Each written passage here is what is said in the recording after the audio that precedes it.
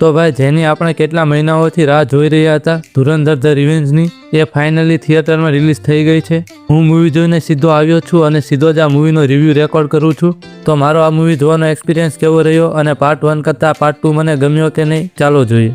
પહેલાં મૂવીના મ્યુઝિકની વાત કરું તો મૂવીમાં જૂનું ક્લાસિક મ્યુઝિક રાજપૂતીનો બહુ મસ્ત ઉપયોગ થયો છે, જે આપણને મૂવી સાથે એકદમ જોડીને રાખે છે. પણ પાર્ટ 1 અને પાર્ટ 2માંથી મને પસંદ કરવાનું કહેશે તો મને પાર્ટ 1નું મ્યુઝિક વધારે પસંદ આવ્યું હતું. ધુરંધર પાર્ટ 2નો રન ટાઈમ લગભગ 3 કલાક અને 49 મિનિટ જેટલો છે.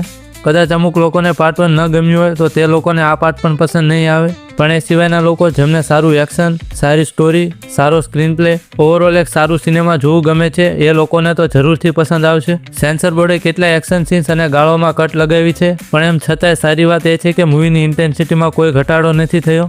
મૂવીની સ્ટોરી અને પરફોર્મન્સની વાત કરું તો આખો પાર્ટ હમજા એટલે કે જસકિરતની કહાની છે, જેમાં રણવીર સિંહે એમના ઇમોશન્સથી અને એક્શનથી બધાનું દિલ જીતી લીધું છે.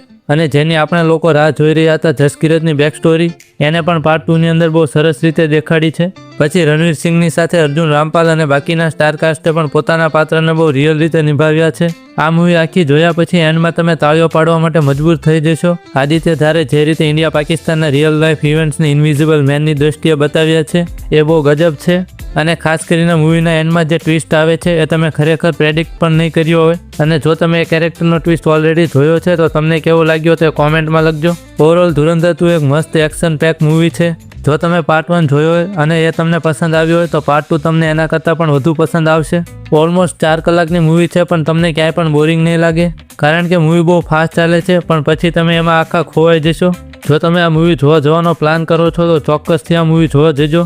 બાકી જો તમે આ મૂવી ઓલરેડી જોઈ લીધી છે તો તમને કેવી લાગી હતી એ કોમેન્ટમાં લખજો. હું મળીશ આવા બીજા વિડીયોમાં.